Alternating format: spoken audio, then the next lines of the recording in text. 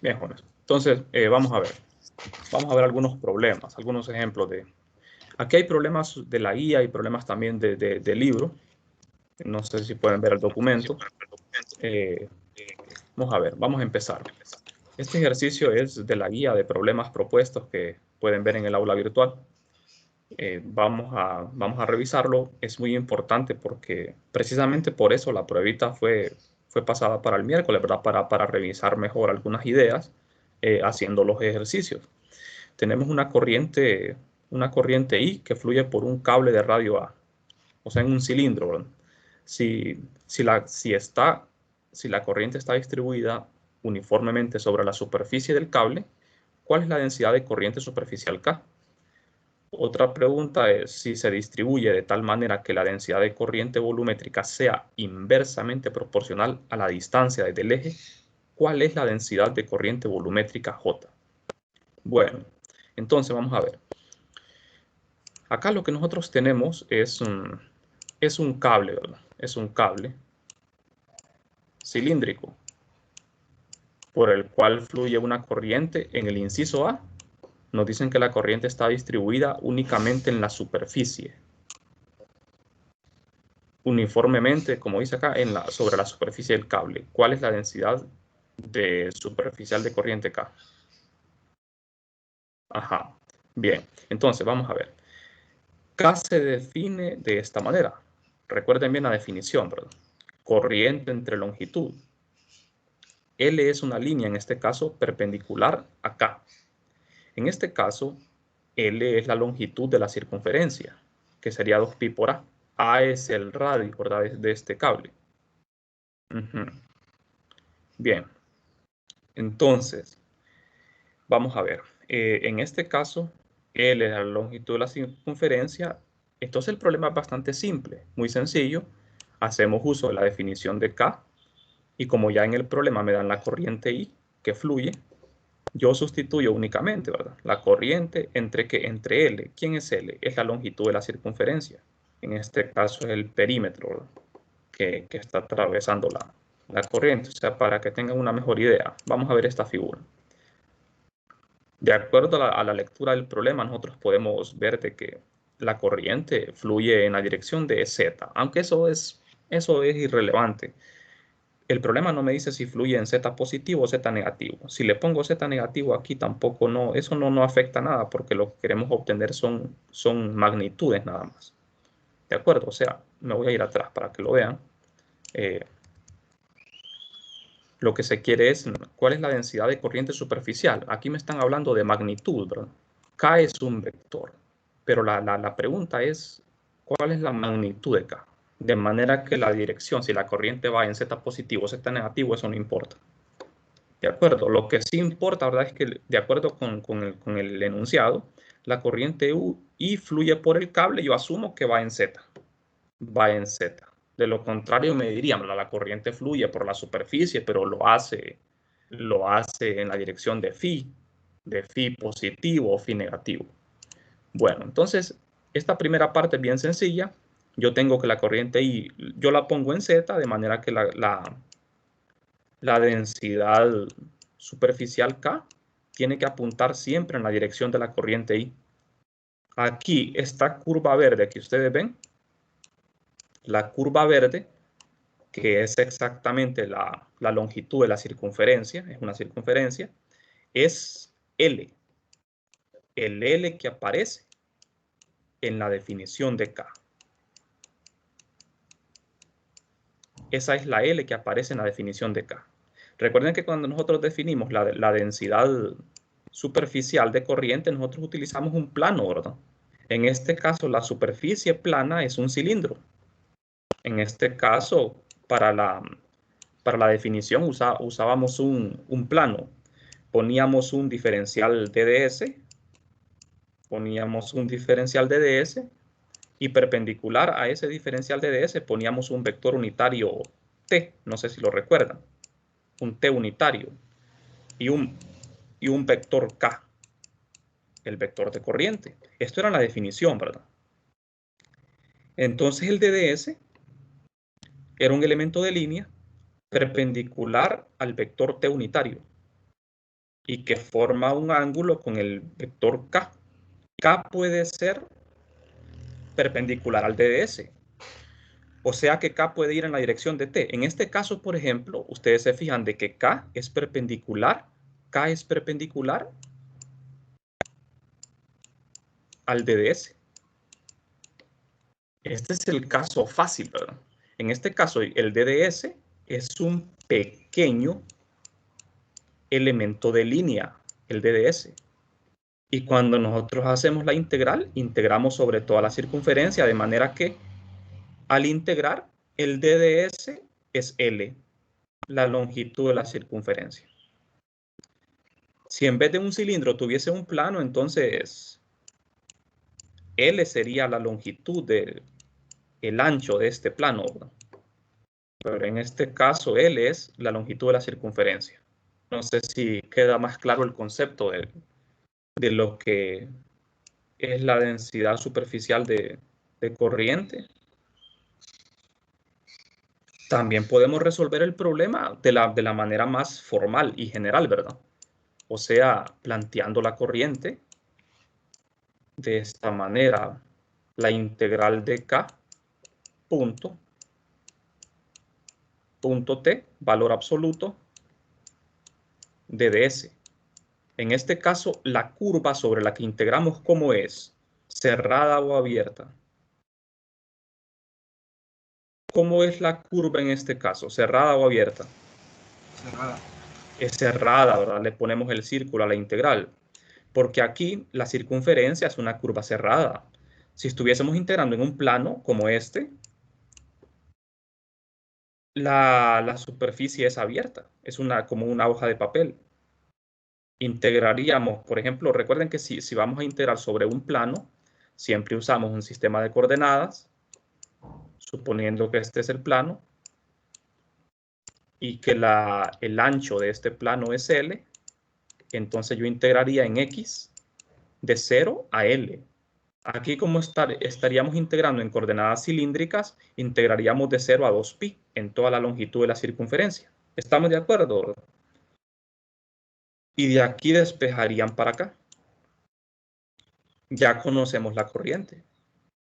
Y sabemos de que K. ¿Quién es el vector aquí, jóvenes? El vector T unitario. Este T unitario de la definición, ¿quién sería aquí? En esta figura, ¿quién sería? Z. ¿Quién sería ese vector T unitario? Sería el mismo caso lo que unitario. No. Z unitario. No, fíjense bien, el DDS es un elemento de línea que queda sobre la circunferencia. Está en coordenadas cilíndricas porque estamos hablando de una curva. El T unitario es un vector perpendicular siempre por definición al DDS. T unitario es un vector perpendicular al DDS. Pero como es un vector unitario y estamos usando coordenadas cilíndricas, ¿quién sería T unitario? Ah, sería Z unitario entonces. Sería Z unitario, exactamente. T unitario en este caso es un Z unitario positivo. ¿De acuerdo? Eso de si el T unitario es positivo o negativo, eso queda a criterio de nosotros, ¿verdad? Yo siempre les aconsejo que lo tomen positivo. El que puede cambiar de dirección ahí es K. K puede ir hacia abajo, hacia arriba, o puede estar formando un ángulo incluso con el Z unitario. Bien, no sé si tienen preguntas hasta acá.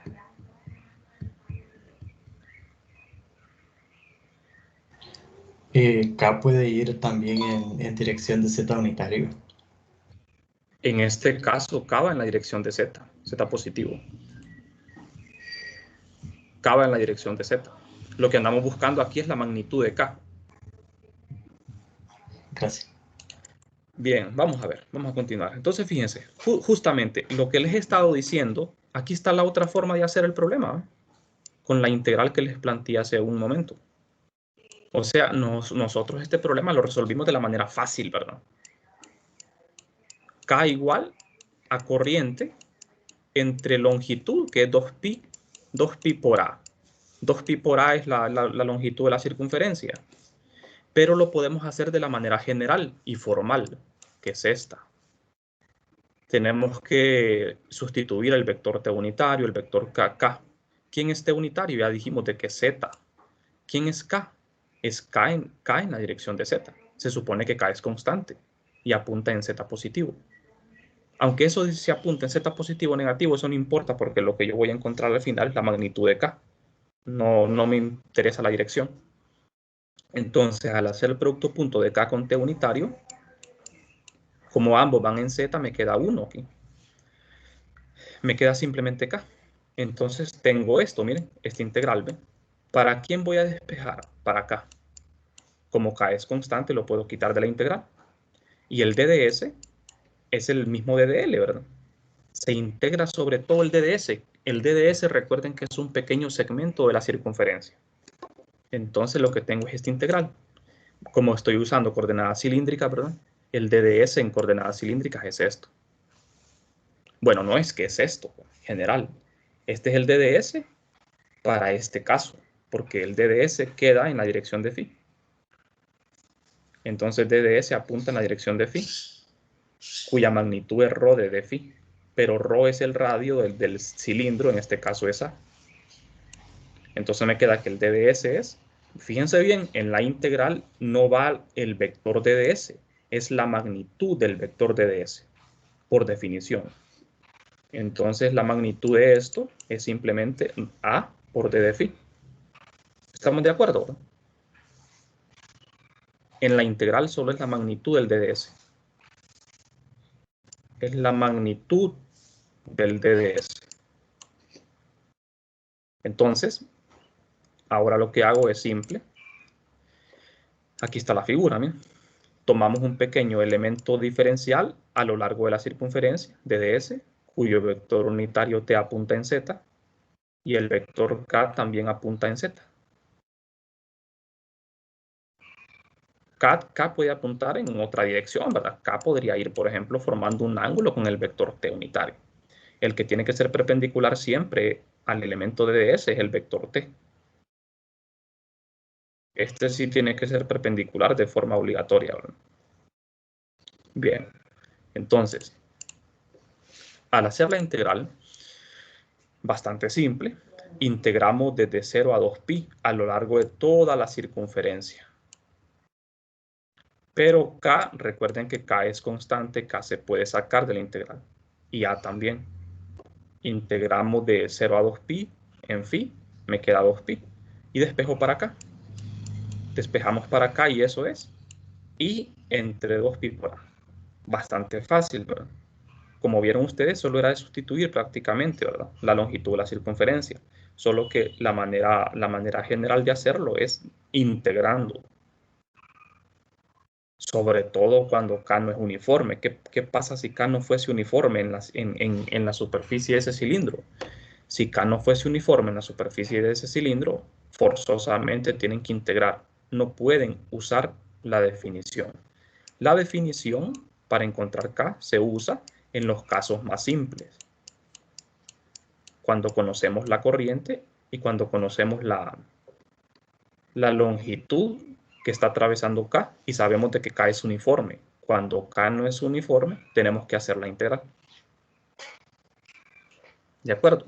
Entonces, aquí tenemos el resultado. Esta es la densidad superficial. Si lo quisiéramos escribir como un vector, simplemente le agregamos el vector unitario z. Aquí es 2pi por a en la dirección z. Y aquí ya está como vector. Pero lo que preguntaban era la magnitud, ¿verdad? También puede ser la superficie de una esfera, ¿verdad? ¿Qué pasaría, por ejemplo, si tuviésemos la superficie de una esfera y tuviésemos una corriente en la dirección de phi? Una corriente superficial en la dirección de phi. ¿Cómo definimos aquí el DDS? Siempre el DDS lo colocamos, ¿verdad? No necesariamente, pero en este caso nos conviene colocar el DDS perpendicular acá, siempre, porque K apunta en phi, ¿verdad? Entonces el vector unitario T, en este caso, suponiendo que esto es una esfera, sería phi positivo. ¿Y el elemento de ds quién sería, jóvenes? En coordenadas esféricas, ¿quién sería el de ds? Un diferencial en teta. En teta, ¿verdad? Exactamente. Un diferencial en la dirección de teta. Así sería. Igual, la corriente K en la superficie de una esfera podría ir en la dirección de teta, ¿verdad? La corriente superficial en una esfera podría ir en teta. En ese caso, ustedes definirían un DDS, en este caso, en la dirección de phi. Un DDS que apunte en la dirección de phi. Y el vector T unitario sería en la dirección de menos teta, porque va hacia arriba. Se fijan, ¿verdad? Que ese vector unitario T depende del sistema de coordenadas. El DDS también va a depender del sistema de coordenadas. O sea, todo depende del sistema de coordenadas que usemos, ¿verdad? ¿De acuerdo? Recuerden que teta es positivo hacia abajo y negativo hacia arriba en coordenadas esféricas. Bueno, vamos a ver. Vamos a continuar. En la segunda parte de este problema, me dicen, si se distribuye la corriente de tal manera que la densidad de corriente volumétrica sea inversamente proporcional a la distancia, inversamente proporcional a la distancia desde el eje. ¿Cuál es la densidad de corriente volumétrica J? Igual, aquí me están preguntando densidad volumétrica, la magnitud, ¿verdad? Pero se pone una condición de que la corriente se distribuya, la corriente I.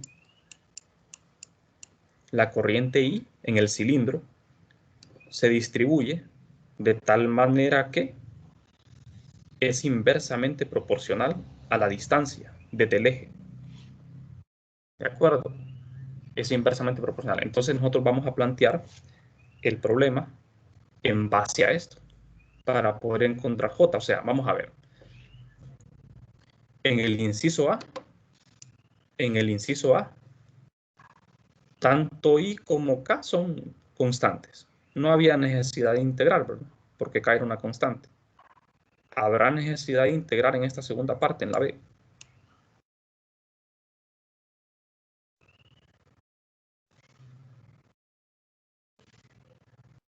Estamos hablando de una densidad volumétrica.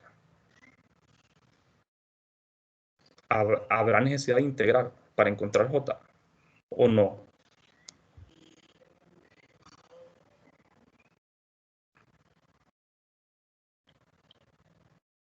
Sí, Si es necesario, ¿verdad? ¿Por qué es necesario?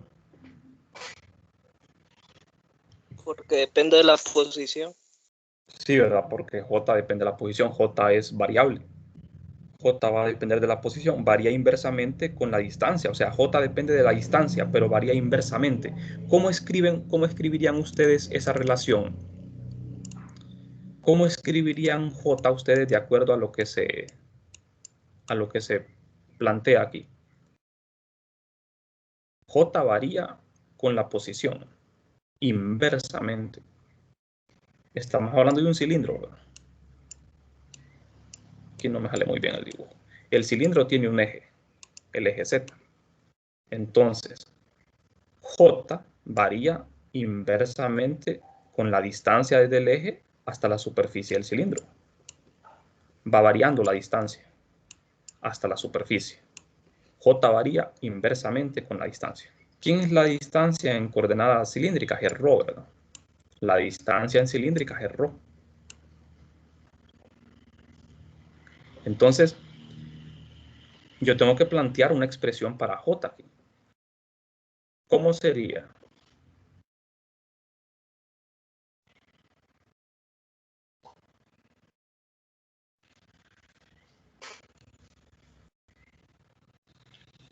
J es variable. J tiene que depender de ρ. ¿Cómo quedaría entonces esa ecuación? Algo entre J, B. Ajá, diga. Algo Ajá. entre J. A entre ρ. Sí, Pero ¿quién es ahí? perdón, A es una constante cualquiera. Sí. Bueno, entonces pongámosle una constante beta. Supongamos de que beta es una constante cualquiera sobre ρ. Ahí sí. ¿En qué dirección lo pondría usted? ¿Como J es un vector? La dirección es arbitraria, ¿verdad? Puede ser en Z o Z negativo. Eso no importa. Lo importante es la relación. Beta sobre ρ. Ρ es la distancia, es variable. Esto J va variando inversamente con la distancia. Al aumentar la distancia, J disminuye. O sea que si yo me voy alejando del eje del cilindro, la densidad de corriente va disminuyendo.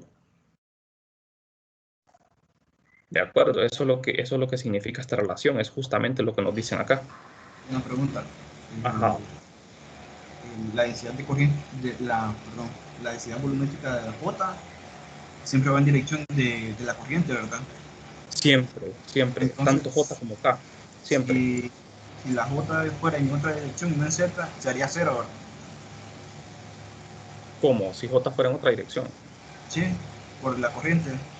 No, es que mire, cuando usted tenga un problema en un cierto, digamos, dispositivo, le definen a usted una corriente I, ya le están dando la dirección de K y J. En cualquier objeto, ya sea esfera, cilindro, lo que sea, si a usted le dicen, la corriente va en Z, la corriente I, entonces la corriente volumétrica y superficial van a ir en Z. Siempre las corrientes, las densidades K y J van a ir en la dirección de I. O sea que lo que se acostumbra a dar es I. Está bien, gracias. Se acostumbra a decir I va en tal dirección, ¿verdad? Y ya con eso usted ya sabe la dirección de J y K. Bueno, entonces así quedaría nuestra ecuación, ¿verdad? Ya con esto podemos encontrar J.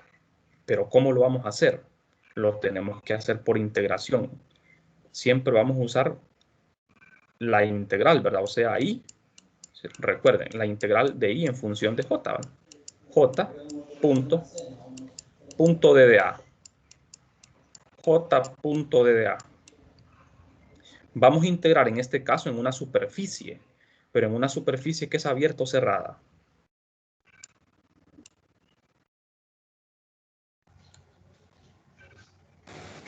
Cerrado. Fíjense bien, tengo un cilindro, ¿verdad? Ustedes tienen un cilindro. Entonces, J va en la dirección de I, J va para arriba en Z. Entonces, la corriente J está atravesando un área que tiene ¿qué forma? ¿Qué forma es el área que está atravesando J? ¿Qué tipo de área es la que está atravesando J? Un disco. Exactamente, es un disco, un círculo. Y el área de un círculo es abierta o cerrada. Abierto. Es abierta, es abierta. Porque es limitada por una curva, ¿verdad? Tiene una curva que la limita. Entonces, la integral quedaría así, es una superficie abierta. Entonces, el diferencial de área, aquí sería un diferencial de área, de acuerdo a la definición, perpendicular al área. O sea, vamos a verlo. O sea, aquí tenemos, miren la ecuación, lo que acabamos de plantear. Aquí tenemos J. Alfa es una constante arbitraria. Y ρ es la distancia desde el eje. Y es la corriente ya conocida. Ya conocemos la corriente. Ρ va a ser una variable. O sea, en este caso, fíjense bien, J, la respuesta nos va a quedar en función de una variable, de la variable ρ, a diferencia del inciso A, donde K quedaba en función de constantes. I es una constante, A es una constante. Aquí, K es una constante. De acuerdo, es uniforme, es constante. Mientras que esta J va a ser variable. Va a quedar en función de la variable ρ. Alfa es una constante, pero ¿para qué es necesario poner esa alfa ahí? ¿Por qué no simplemente ponemos J igual a 1 sobre ρ? ¿Por qué no ponemos así mejor? ¿Por qué será? ¿Por qué va esa constante ahí?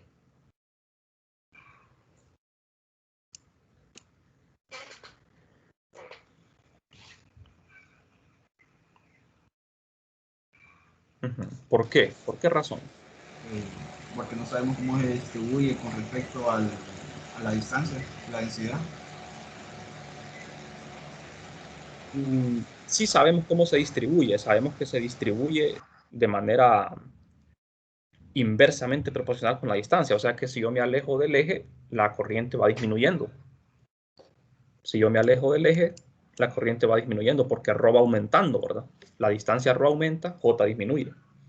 Ahora, esa constante alfa tiene un propósito ahí. Tiene que ir de manera obligatoria. ¿Pero por qué? ¿Por qué será?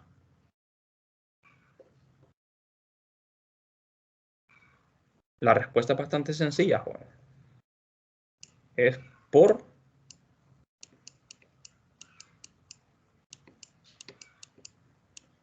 esto, miren. Por las unidades de J. ¿Qué unidades tiene J? ¿Qué unidades tiene J? Corriente entre área. Amperio entre metro cuadrado. Exacto. Amperio entre metro cuadrado. Esas son las unidades de J. Entonces, ¿qué pasa si yo quito esa constante alfa de ahí? ¿Qué pasa si yo quito esta constante y pongo simplemente 1? 1 sobre ρ. Las unidades de J serían 1 sobre metro. ¿Verdad? Y eso no es densidad de corriente. Entonces, cuando yo pongo esa constante alfa tiene unidades. ¿Qué unidades tiene que tener alfa? ¿Qué unidades tendría esa constante alfa? Amperio. Amperios sobre metro. Sobre metro. Amperios sobre metro. Para que me quede amperios sobre metro cuadrado, ¿verdad? Porque la unidad de ρ es metro. Esa es la razón, ¿verdad? Porque la que tiene que ir es constante. Para que sea dimensionalmente correcto la cantidad J. O sea, esta cantidad J tiene que ser dimensionalmente correcta.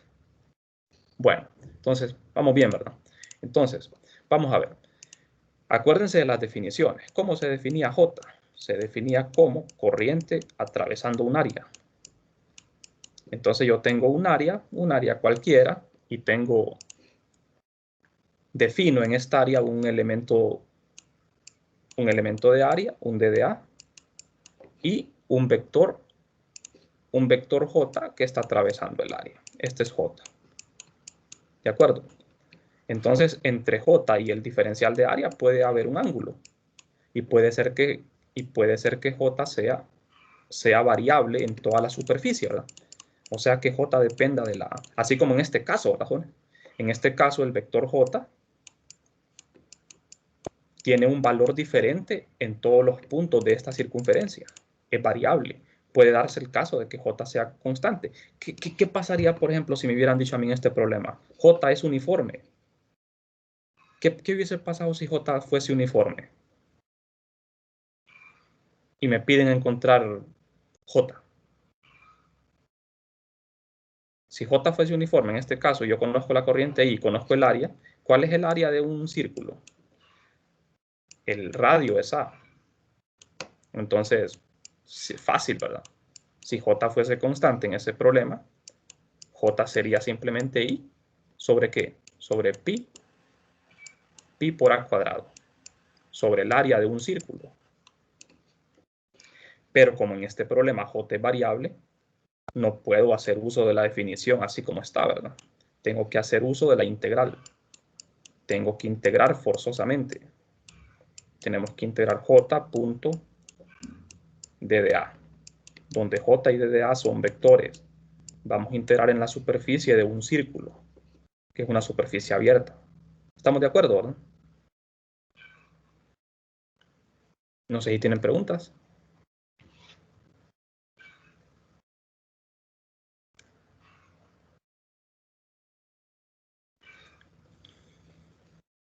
Bien, aquí, ¿verdad? En este problema, J y el diferencial de área son paralelos. También puede darse el caso de que no sean paralelos, ¿verdad? Recuerden que el que tiene que ser perpendicular al área es el diferencial de área. Pero J no tiene por qué ser perpendicular al área, ¿verdad? En este caso sí lo es, ¿verdad?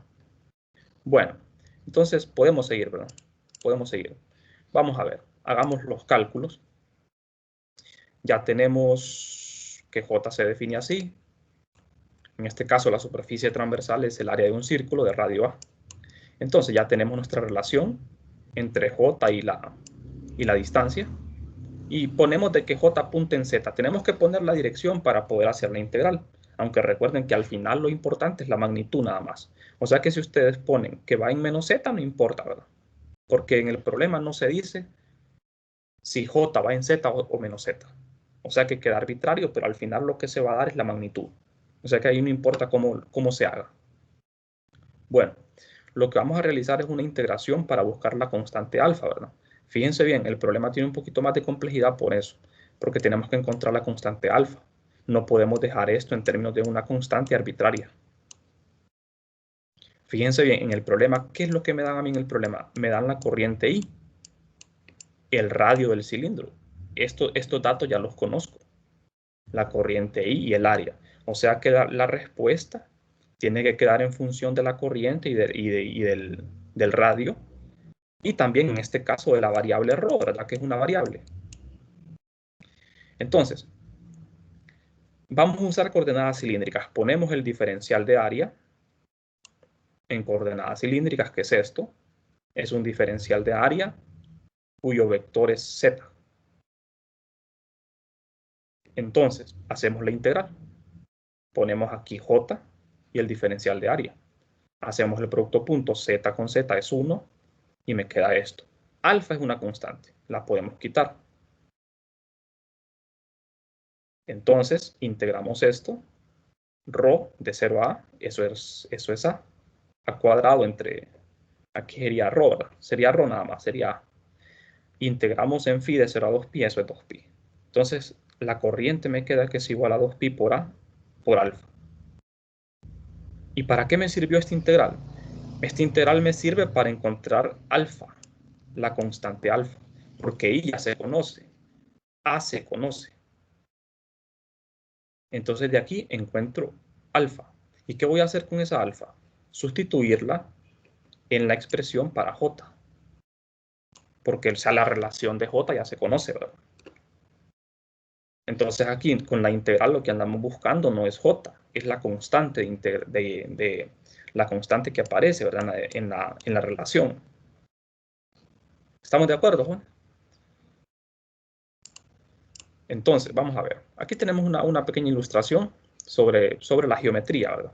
Tenemos el área de un círculo, el diferencial de área y el vector J. Como les digo, este vector J no necesariamente tiene que ser perpendicular al área, ni tampoco tiene que ser variable, puede ser constante, ¿verdad? Cuando es constante es cuando es más fácil el problema.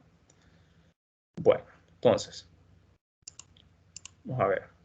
Ya para finalizar, yo tengo de la integración, tengo esto. Despejo para la constante alfa. Y alfa me queda en función de la corriente que se conoce y A que se conoce. Entonces, alfa ya está conocida. Ya conocemos alfa. Sustituimos alfa en esta relación que planteamos al inicio y ya tenemos el problema resuelto. Tenemos que J es igual a esto multiplicado por 1 sobre ρ, donde ρ es una variable. Y le podemos poner dirección, ¿verdad? Pero esto de la dirección aquí no es importante. Lo importante es esto, la magnitud. Aquí esta relación les está diciendo que J varía con 1 sobre ρ. Al aumentar la distancia, disminuye J. Y lo que aparece en el paréntesis es constante, ¿verdad? La corriente I es constante. Recuérdenme, la corriente I es constante, es la misma del inciso A, solo que esta vez está distribuida en un volumen. Y A también, A es el radio del cilindro, que también es una constante. ¿De acuerdo? O sea, la corriente I es constante, aunque J no lo sea. Lo que tiene que tener en común la corriente I con la densidad J es la dirección, ¿verdad? Es lo único. Bueno, entonces, esta sería la respuesta al problema. No sé si tienen preguntas.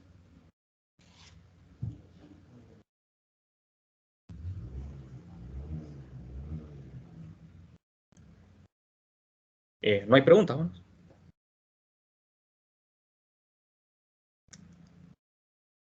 No le todo Bueno, claro. entonces vamos a continuar.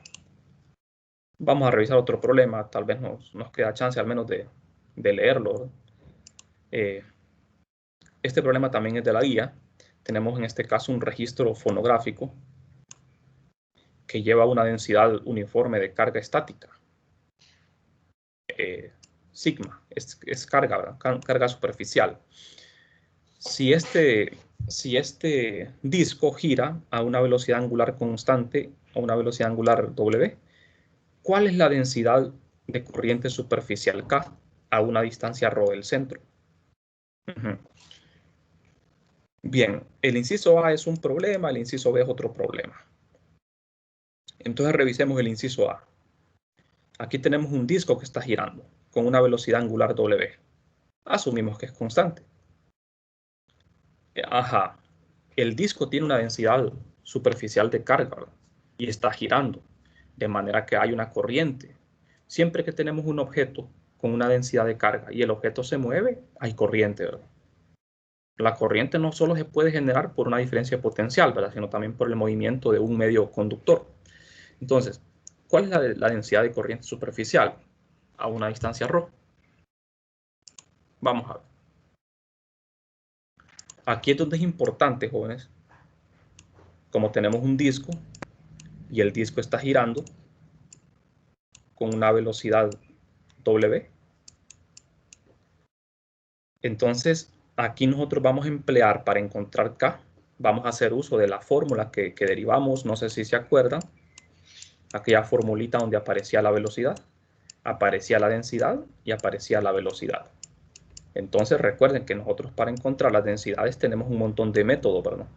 Podemos hacer uso de la integral, podemos hacer uso de la definición, o podemos hacer uso también de esta fórmula que es la velocidad. Esta formulita me es útil en este tipo de problemas donde el objeto está girando con una velocidad. Entonces aquí lo que aparece es la velocidad lineal, ¿verdad? Este disco giratorio, cada punto tiene una velocidad tangencial v. Entonces hay una relación, ¿verdad? Que es W cruz R. Como lo que me dan es la velocidad angular, yo puedo encontrar la velocidad tangencial v haciendo uso de la velocidad angular y haciendo uso de R. ¿Quién es R aquí? Es la distancia del eje de rotación a cualquier punto del sistema rotatorio. ¿Estamos de acuerdo? No sé si tienen alguna pregunta.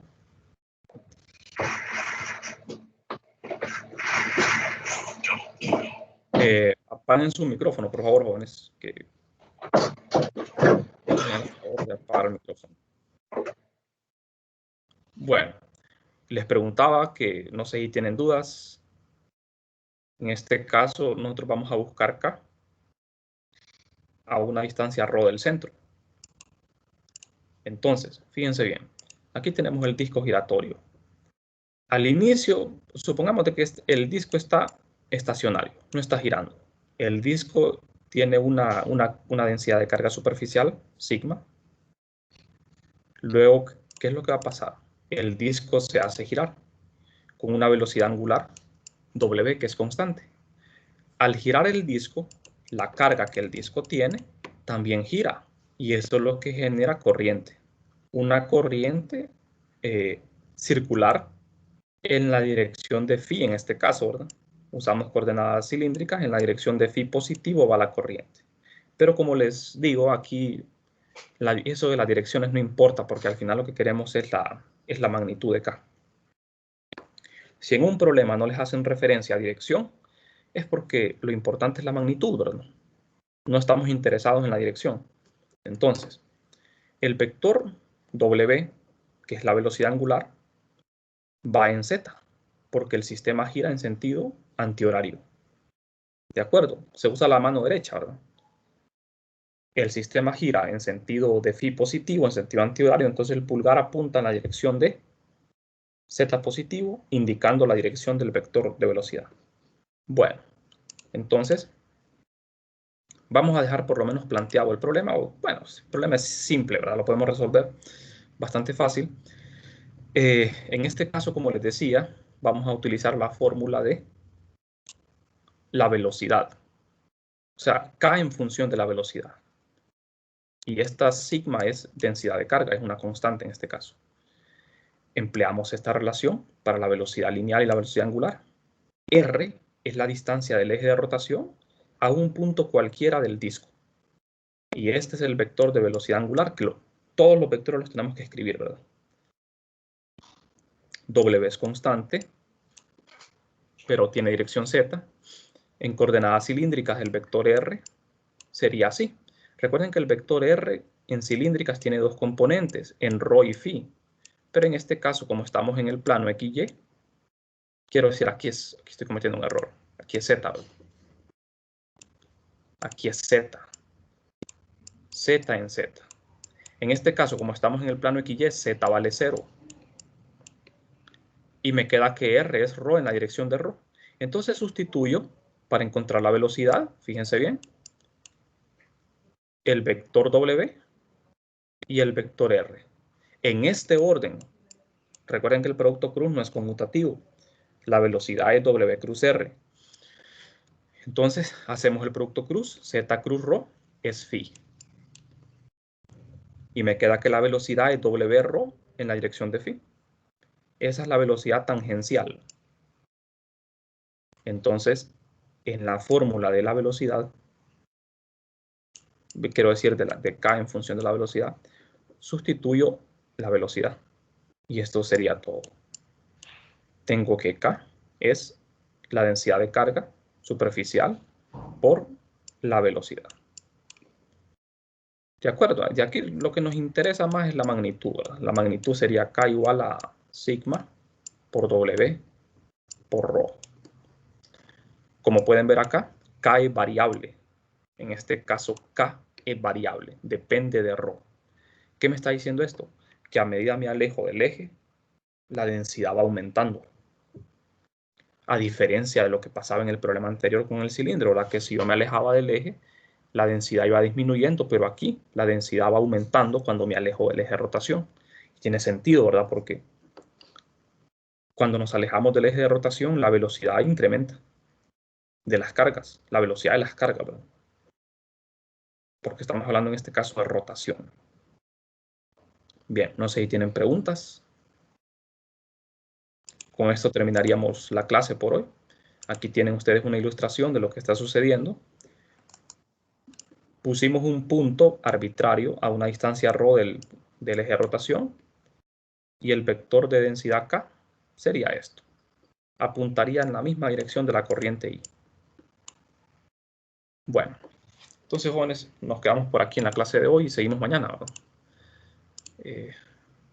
Bien, entonces vamos a detenernos acá.